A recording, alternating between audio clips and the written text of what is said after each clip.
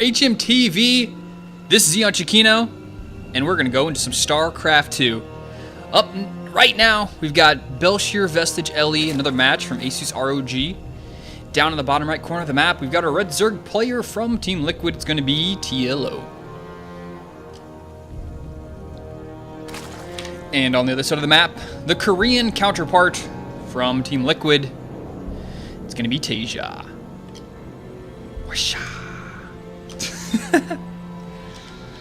Oh, jeez. Those zoom-ins. Alright, Taeja, top left side of the map here on Belshir Vestige LE. Got a little bit of a smaller map, 2 spawning positions. TLO, checking the left side of the map, worried about proxies. He's not looking for a spawning position over here. He's worried Taeja may do something a little tricky, but no. Taeja just playing straight up. Gonna wall in there at the front with the barracks and probably go for a CC right after that. He has the option, of course, going for gas. We'll see what he plays with. But TLO playing really careful here. Definitely wanted to make sure there's no proxies going on with those scouts, and he's gonna go in for a nice little hatchery first. Feeling confident with the hatchery opening. That's the thing about proxies. Proxies you can essentially put anywhere, technically. Some proxies are better than others, of course. You know, up here isn't really the best location to proxy a barracks if your opponent's way on here.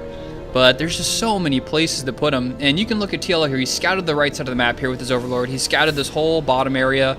All this. But if your opponent's like, you know what? I'm going to build barracks is right here. I don't care if that's the path that the worker may take to scout my base. I'm just going to put him right there because maybe, you know what? Maybe you won't drone scout.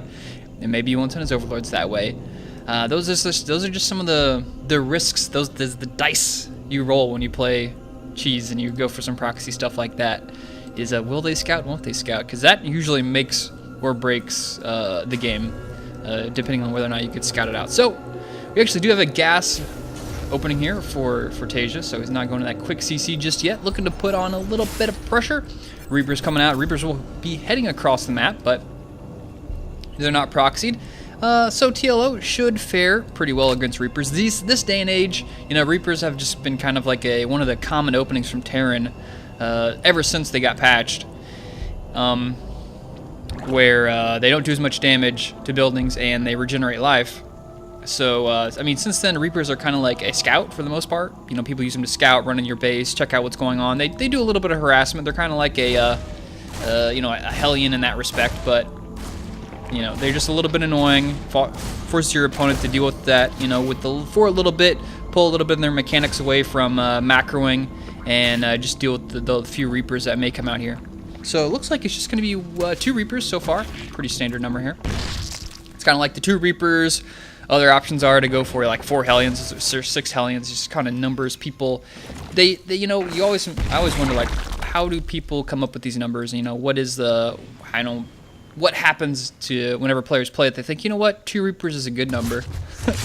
Eventually just comes down to it where a lot of people make the same. A lot of people play the same games. They're all playing the same game, but they all do like a Reaper opening. They're like, okay, let's try 3 this time. Like, 3 really didn't have much more of an impact, than 2 did. With 3, I didn't kill any extra workers, and I scouted the exact same stuff, so I can cut back a Reaper.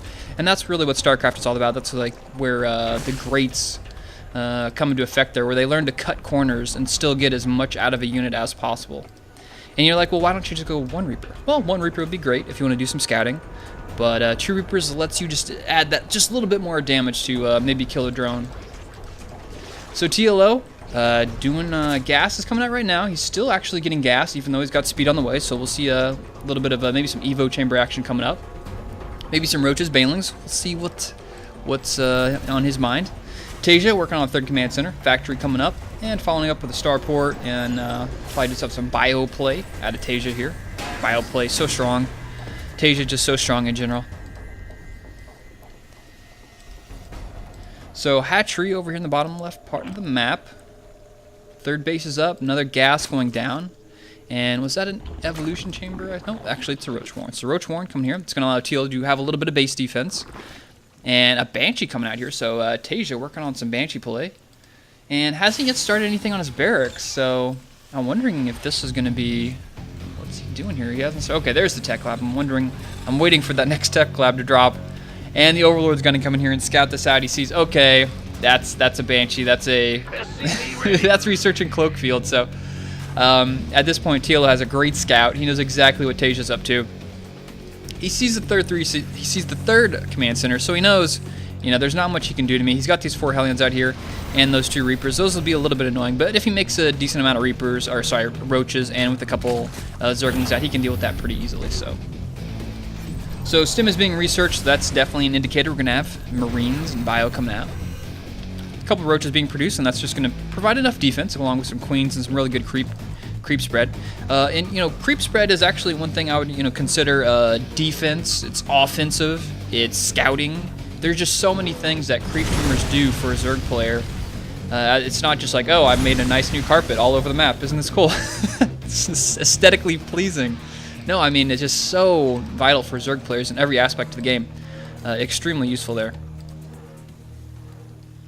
So this Overlord will probably go over here, drop some creep, drop its load, and delay that a little bit longer. It's forced to pull an SCV, or sorry, a Marine over there. Double Engineering Bacon and Co-op. So Taeja looking to get into the late game here. More barracks is coming up.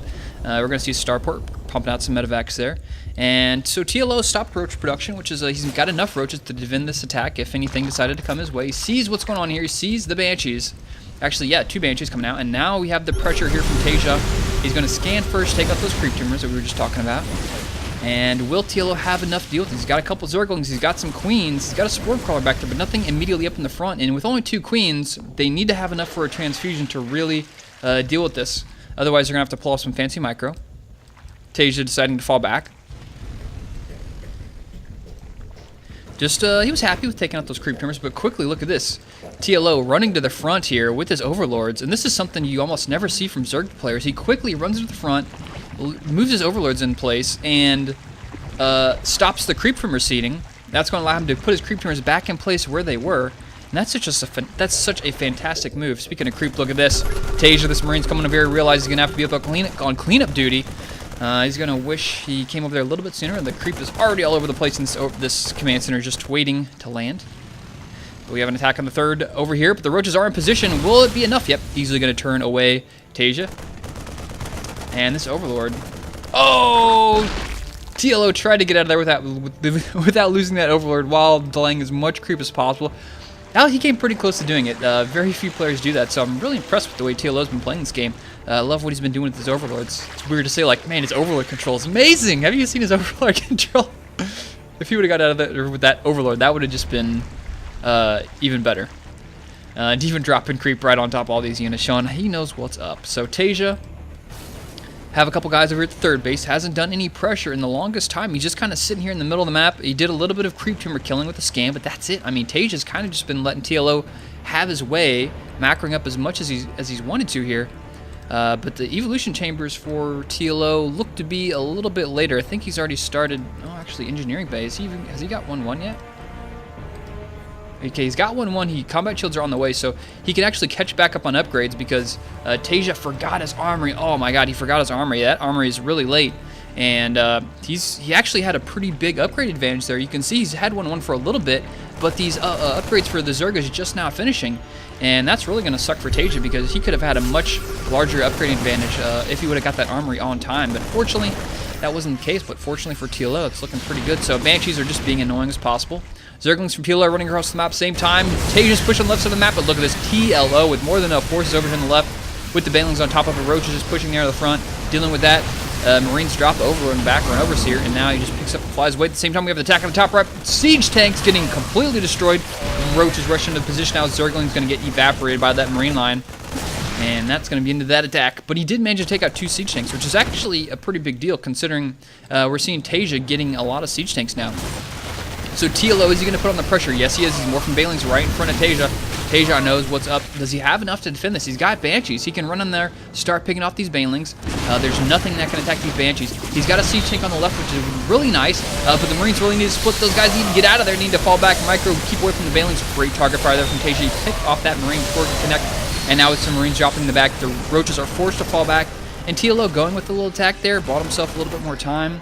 But I don't know if that was actually very cost effective there with that second attack. You can see resources lost 4,600 versus 2,600. So the first attack, I should say the counter attack was really good, going in there to that base, picking up those siege tanks. But that second attack we just saw, I don't think was as effective there for TLO. But speaking of that attack did buy him enough time. You know, they say the best defense is a good offense, and that's kind of been TLO's mantra with those last two attacks. He's bought enough time. He's got Ultralisk coming out. He scans a hatch over here, fearing that thing was going to drop very soon. Of course it does. Replacing it with another base over there on the right side of the map. A couple Zerglings running over here. Not sure if those were intended to go over there or they were just too close to the heat. And Bailing's rolling in. Nope, they're going to get turned back. The Banshees will pick one of those off before they manage to get any work done. Third base is now under contention here. Contention? That's not the right word. There's like a word I'm trying to say. I can't. I'm just going to give up on that. It's the thing I realized. If I'm trying to reach for a word, just give up on it. It's gone. It's not coming. Deal with it. Banshees. Look at these Banshees getting the free shots. These guys are thinking, man, this is an easy game. But TLO making a push for it. The Infestor's actually getting taken out now without dropping anything, using their energy whatsoever in these Banshees. Jeez. Heroes of the game here. Taeja sets up his fourth base. At the same time, keeps denying the base on the left with this drop. More than enough forces here from TLO will push this drop back. Even a drone being sent in, but unfortunately, he gets taken out. Big push on the right side of the map. He's the... what's going to happen? A lot of splits here from Taeja. The Bailing's almost connected there, but they didn't split fast enough. Ultralisk on the right, going for the tanks. Ultras all over the place. Drones, Ultras, one Infestor over there. Banshees doing a little bit of work. Two Ultras are going to die there at the top. And is this going to get cleaned up? No, it will not. Taeja. Actually, Taeja cleans this up. And the pressure is on. The base on the left is going to go down maybe to one Marine. The base on the right is it just finished. He's not going to cancel. He's going to fight for it, but it looks like this is going to be too much. This little force from Taeja managed to clean that big force out there from what was left over from TLO's force, and the base on the right was done. He had his fourth base up. He was going to lose. TLO was going to lose his fourth base, and Taeja with some nice gameplay that game just handled it pretty well. I mean, normally whenever you see a Zerg player just get the first 10 minutes to himself. To just macro, it's like, oh man, how is a Terran player gonna keep up with that? But Taeja was like, you know what, I got some siege tanks, Marines. That first attack wasn't the greatest, but the second attack, he just had his army split. The siege tank was in the far left. Banshees picking off stuff, took out the Infestors. He never really got the fungal growths he needed to make those Ultralisks connect there at the very late game. And that very last fight, there was a huge concave there from Taeja. Splits were great.